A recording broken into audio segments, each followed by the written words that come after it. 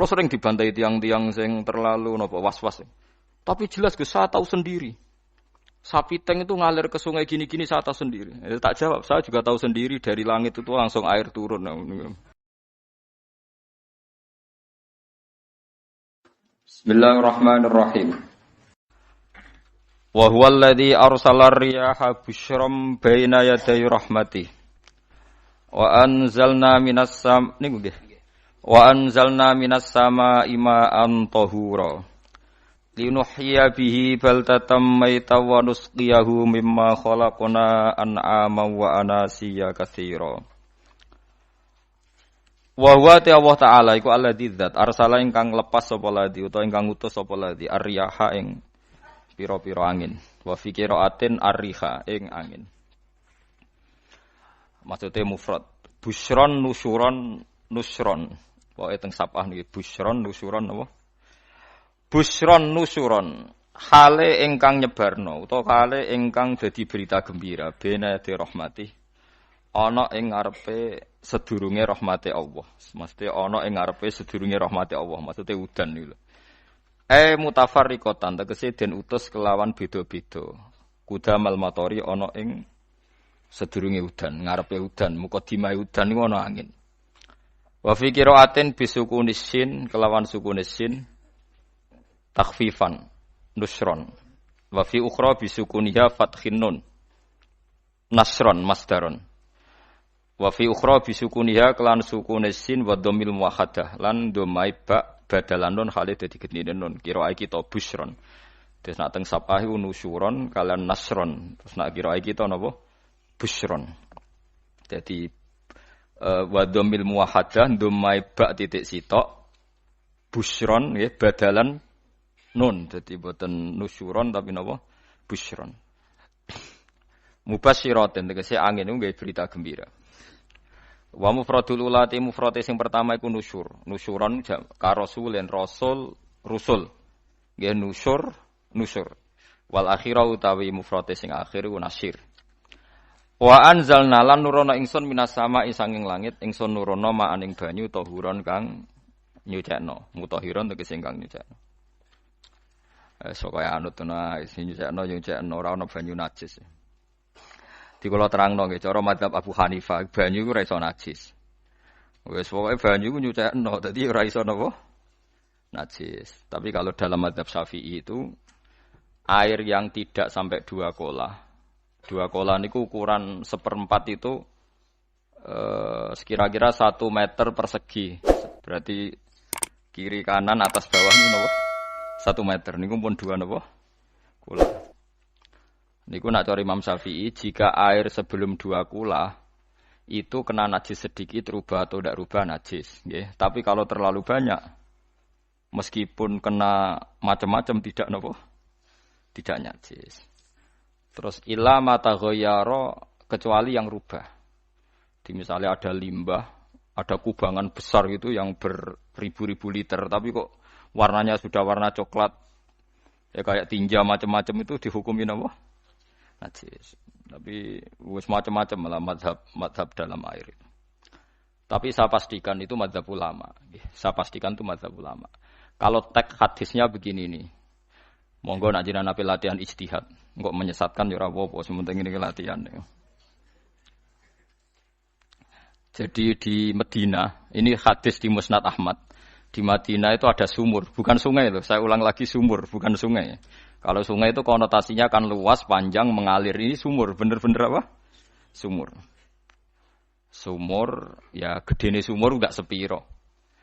Nabi itu wudu di situ, terus diingatkan ya Rasulullah, itu sumur dulu zaman sebelum engkau datang, sebelum ada Islam di sini, dipakai pembuangan jifah, batang anjing, dan nyuwun sewu kotoran orang haid. Ya kotoran orang haid. Terus saat itu Nabi ngendikan alma tahurun la yunajjisuhu syai'un. Kata Nabi, yang namanya air itu menyucikan. Tidak pernah bisa kena najisnya. Alma tahurun la yunajjisuhu syai'un. Terus Nabi wudu. Ya sudah begitu. Ya sudah begitu sampe rasa jero-jero. Alhamdulillah hadisnya ngono. Ya kan ya, paham kan ya? Makanya sampean ditangkleti. Kulon sering ditanya sama orang-orang Jakarta, Gus, saya ini punya air langganan PDAM, itu dikelola dari sungai ini. Padahal sungai ini mulai tinja sampai sapi tank macam-macam ya ke situ semua, Gus. Terus gak baunya karena kaporit. Itu gimana itu, Gus? Suci ndak itu? Terus saya tanya, lah kamu pakai ndak? Ya sudah pakai, tapi tetap tanya hukumnya. Itu kan seperti yang di Jakarta itu kan misalnya yang diolah itu kan sungai macam-macam tuh, lah itu yang limbah keluarga ya kalau untuk nyuci piring nggak apa-apa. Sapi tank macam-macam kan ke situ juga. Ya kan ya, cara kok istihad sih. Karena kalau menurut Syafi'i, 2 kolah pun tidak ada pengaruhnya kalau terlalu banyak apa? Bahan yang apa?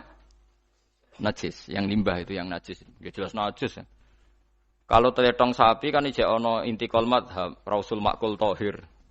Kotoran hewan suci itu suci. Masih banyak mazhab yang mengatakan bahwa kotoran barang suci itu suci, masih bisa intikal. Kalau kotoran manusia itu lebih kriminal, enggak ada mazhabnya itu. Jadi kotorane wedhus iku ana ulama sing darani suci, tapi nek kotorane ruhin gak ono. Nah, itu kan repot. Makanya kata sebagian ahli hadis, sebaiknya hadis itu tidak usah diistihati, pokoknya Nabi ngendikan begitu gitu. Ya sudah orang terus ya sudah begitu. Paham gitu terus seperti di sini misalnya yang di sini Gajah Wong itu kan atasannya sana mulai kali Code kan wong macam-macam. Mulai wong buang kotor air besar, air kecil kan lewat semua. Macam-macam. Makanya masalah air itu pokoknya sifatnya air itu ma'an tahura. Sifatnya air itu mensucikan. Mensucikan itu 2 dalam mazhab Syafi'i itu. Air dan tanah. Ya, air dan tanah. Terus sama Abu Hanifah ditambah 1. Ini kalau sampean coba tidak apa-apa. Api. Makanya kalau ada boto. Cara kene apa Mus? Boto ya. Boto bangunan apa? Boto. Itu kan kebanyakan kan kadang kan tipak buahan pletong itu kan ya. Terus dipakai boto. Dicampur-campur, diulet-ulet. Terus dadi napa? Boto. Cara mazhab Syafi'i tetap najis, dipakai masjid tidak bisa karena sebagian bahannya dari apa? Najis. Cara mazhab Hanafi suci karena sudah dibakar. Karena api itu termasuk alat mensucikan. Alasannya Imam Abu Hanifah, orang yang fasik-fasik itu nanti disucikan pakai api neraka. Berarti api itu bagian dari alat mensucikan. Jadi misalnya Ruhin mau sholat dibakar, sholat suci gitu. Karena api itu mensucikan. Buktinya orang-orang yang masuk neraka nanti sebelum masuk surga kalanya kan disucikan dengan api. Mana ada di neraka disucikan pakai air. Artinya kalau ada batu bata itu yang dipakai dari najis ya kemudian dibakar itu berarti cara mazhab Hanafi suci. Alhamdulillah itu. Jadi kita bikin masjid nyaman karena bahannya dianggap apa? Suci. Lewat apa? Lewat apa? Api tadi dia dibakar. Tapi yang ngeri ya. Nggih. Ben sampean ngerti mazhab gitu. Terus saya memang tak niati setiap saya ngaji entah 1-2 tak sisipkan hukum fikih karena fikih ini yang kita alami keseharian. Nggih, fikih ini yang kita alami napa? Keseharian. Makanya saya minta teks hadis tadi jangan rubah. Pokoknya ada sumur. Sumur loh, tidak sungai. Sumur itu kan airnya tenang, tidak ngalir.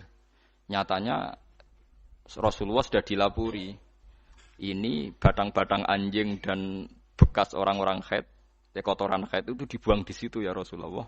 Terus Nabi menjawab, alma utahurun la yunajjisuhu syai'un. Terus orang-orang Syafi'iyah mentahmilkan dalam bahasa ijtihad itu dianggap itu mungkin sumurnya terlalu besar dan airnya terlalu apa? Banyak sehingga kotoran-kotoran itu tidak merubah warna. Tapi kata yang lain-lain masa yang benar aja gitu, masa banyu diam dimasuki kotoran gitu tidak nopo rubah. Nah itu ya itulah istihad. Istihad itu ya. Istihad itu guyonannya kan gitu. Pendapat saya benar mungkin salah, pendapat Anda salah mungkin apa? Benar. Karena ya sama-sama mirip-mirip itu untuk menganalisis itu. Yang jelas Allah mensifati air itu ma'an tahura, bahwa air itu punya sifat dasar mensucikan. Wae nek cara kula niku asal tidak terlalu ketok najis ngoten niku. Kaya PDAM ngoten niku. Engger gak ambu taek terus gak ambu apa nek suci ngoten mawon. Takoki tapi kan asal usulnya di sana najis gini. Asal usul barang kok repot. Kula sering dibantai tiang-tiang sing terlalu napa was-was. Tapi jelas saya tahu sendiri. Sapi teng itu ngalir ke sungai gini-gini saya tahu sendiri. Tak jawab, saya juga tahu sendiri dari langit itu langsung air turun. Jadi artinya kalau dia melihat sisi najis ke sapi teng, melihat sisi dari gunung Merapi, dari langit kan langsung turun. Jadi kalau eling najis ya, tak eling suci ini kata saya gitu. Dia ngilingi yang sisi najisnya dari apa? Limbah apa? Keluarga. Wa anzalna minas sama ima antahura. Air itu mensucikan. Nah, terus kedua masalah fikih yang saya jelaskan di sini, tahur itu sifat mubalaghah dalam madhab selain Syafi'i. Saya ulang lagi ya. Kula warai lugat ya. Kalau orang biasa terima kasih disebut syakir, disebut apa? Syakir. Kalau terlalu banyak terima kasih disebut apa? Syakur. Kalau kadang memaafkan disebut ghafir, orang yang memaafkan. Kalau sering memaafkan disebut ghafur. Jadi dalam disiplin lughat, kalau wazan fa'ul itu berarti menunjukkan terulang-ulang. Paham nggih, Pak? Apa? Terulang-ulang. Sehingga mazhab selain Syafi'i mengatakan air satu ciduk kan ya. Dipakai wudu, setelah itu mustakmalnya dipakai lagi boleh. Mustakmalnya dipakai lagi boleh. Alasannya fa'ul itu mubalaghah gitu loh. Jadi sesuatu yang terulang. Paham ya? Saya ulang lagi ya. Tahur itu kan wazannya fa'ulan. Tahuran berarti wazannya fa'ulan. Fa'ulan itu berarti ikut wazan mubalaghah. Kalau ghafir mengampuni, kalau ghafur sering mengampuni. Syakir terima kasih, kalau syakur sering terima kasih. Berarti kalau tahir suci, kalau tahur sering mensucikan. Nah, makanya selain Syafi'i mengatakan air asal suci mensucikan, dipakai berkali-kali tetap suci mensucikan. Artinya ada mustakmal, ya, ada apa? Tapi kalau dalam mazhab kita kan sekali bekas wudu mustakmal, bekas junub mustakmal karena sudah pernah dipakai sesuci. Nah itu mazhab kita. Mazhab Syafi'i. Sama nanut di soalnya kalau cerita. Kalau cerita sama nak kedesek nggih nganggo sing gampang mawon. Jadi gampang kan. Ya masuk akal karena memang wazan faulan itu untuk tadi untuk litakrir tadi untuk mengulang kayak ghafir nyepuro ghafurun sering nyepuro. Paham ya? Makanya orang itu kalau zalim itu ya zalim. Kalau zalum banget zalime. Makanya disebut Quran wa kanal insanu zaluman jahula. Zalim itu zalim biasa, zaluman banget zalime. Jahil itu goblok biasa, jahulan banget gobloke. Berarti kalau tahuron banget nyuciin berarti diulang-ulang. Makanya mazhab lain mengatakan air itu tidak ada mustakmal. Dan saya kadang ya intikal mazhab begitu. Nah intikal gimana? Coba kalau di hotel itu mustakmal. Hotel itu kan kotaannya cilik toh kan. Tahu nginep hotel mari ruhen. Kotaannya cilik.